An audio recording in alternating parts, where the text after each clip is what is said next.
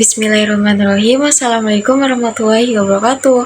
Halo semua, kembali lagi bersama aku, Helda. Dan di video kali ini kita akan membahas tentang morfem dan jenis-jenis morfem. Tonton video selengkapnya. Pengertian morfem banyak dikemukakan oleh para ahli bahasa, baik ahli bahasa asing maupun ahli bahasa Indonesia. Dan salah satunya ada Samsuri dalam bukunya yang berjudul Analisis Bahasa, mengatakan bahwa morfem adalah komposit bentuk pengertian yang terkecil, yang sama atau yang mirip dan juga yang berulang. Nah, batasan morfem yang diberikan oleh Samsuri lebih menekankan masalah bentuk dan arti. Bentuk di sini diartikan sebagai sebuah komposit yang terkecil. Kemudian, penentuan bentuk terkecil di sini ditemukan dalam suatu paradigma atau deretan morfologis, sehingga komposit bentuk terkecil tadi merupakan bentuk yang mirip. Nah, pendapat lainnya yaitu dari Harimurti Kridalaksana dalam Kamus Linguistik memberikan pengertian bahwa morfem adalah satuan bahasa terkecil yang maknanya secara relatif stabil yang tidak dapat dibagi atas bagian bermakna yang lebih kecil.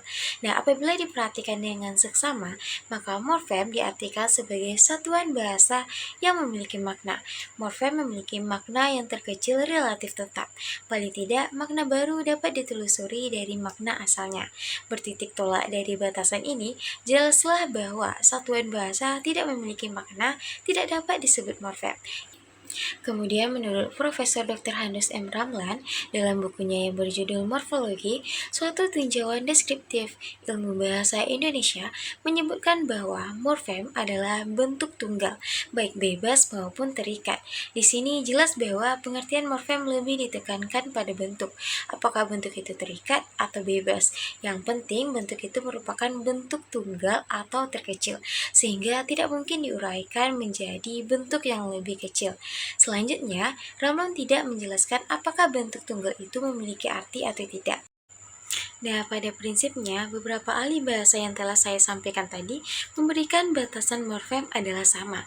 Mereka mengartikan morfem sebagai satuan bahasa terkecil yang mengandung pengertian. Satuan bahasa diartikan sebagai satuan yang dapat bersifat bebas atau terikat. Sedangkan pengertian terkecil dimaksudkan bahwa satuan itu tidak dapat diuraikan lagi menjadi bentuk-bentuk yang lebih kecil.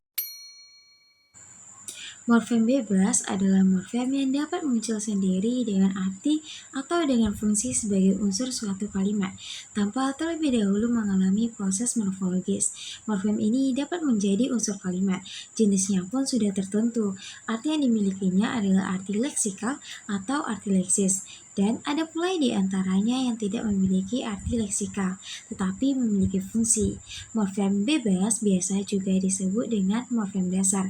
Misalnya morfem kopi telah mempunyai arti leksikal. Jenisnya tertentu, yaitu berjenis kata benda dan dapat muncul sendiri sebagai unsur suatu kalimat. Oleh karena itu, morfem ini termasuk morfem bebas. Dan contoh lainnya yaitu morfem dari, tidak memiliki arti leksikal, tetapi mempunyai fungsi, yaitu berfungsi sebagai direktor dalam frasa eksosentrik direktif. Adapun golongan dan jenisnya tertentu, yaitu termasuk golongan partikal dan berjenis kata penanda, serta dapat muncul sendiri sebagai unsur suatu kalimat. Oleh karena itu, morfem dari termasuk morfem bebas. Bagaimana halnya dengan morfem kah dan lah? Apakah termasuk morfem bebas ataukah morfem terikat? Banyak ahli bahasa yang memasukkan morfem ini ke dalam morfem terikat. Akan tetapi, morfem ini dimasukkan ke dalam golongan morfem bebas karena secara gramatis morfem ini dapat diisolasikan.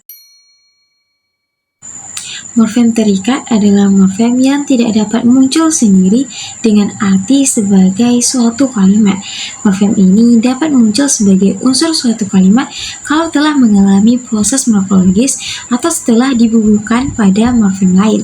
Nah, morfem terikat dibagi menjadi dua, yaitu morfem terikat secara morfologis dan morfem terikat secara sintaksis. Setiap morfem yang diikat oleh morfem lain di dalam satu kata yang berkonstruksi morfologis disebut morfem terikat secara morfologis. Nah, morfem yang terikat secara morfologis hanya dapat muncul sebagai unsur suatu kalimat setelah dibubuhkan pada morfem lain. Kemunculannya di dalam kalimat selalu diikatkan oleh morfem lain. Misalnya, morfem ber yang berarti mempunyai diikatkan oleh morfem uang yang dalam kata beruang, mempunyai uang yang konstruksinya adalah konstruksi morfologis. Oleh karena morfem ber diikatkan oleh morfem uang dalam kata yang berkonstruksi morfologis yaitu beruang, maka disebut morfem terikat secara morfologis. Jika morfem ber hendak muncul di dalam kalimat, maka harus diikatkan oleh morfem uang. Jadi, sebelum dibubuhkan pada morfem lain, morfem terikat secara morfologis belum memiliki arti. Arti yang dimiliki oleh morfem terikat secara morfologis baru muncul setelah morfem terikat tersebut dibubuhkan pada morfem lain. Oleh karena itu, arti yang dikandungnya disebut arti gramatikal atau grammatical meaning. Berikut ini beberapa contoh morfem terikat secara morfologis. Selain morfem terikat secara morfologis yang berupa afiks tersebut, ada juga morfem terikat secara morfologis yang berupa morfem pangkal. Nah, misalnya morfem pangkal temu pada kata bertemu bukan terikat secara sintaksis, melainkan terikat secara morfologis. Morfem ber dan morfem temu pada kata bertemu saling mengikat di dalam konteks satu kata yang berkonstruksi morfologis. Oleh karena itu, keduanya termasuk morfem terikat secara morfologis. Berikut ini beberapa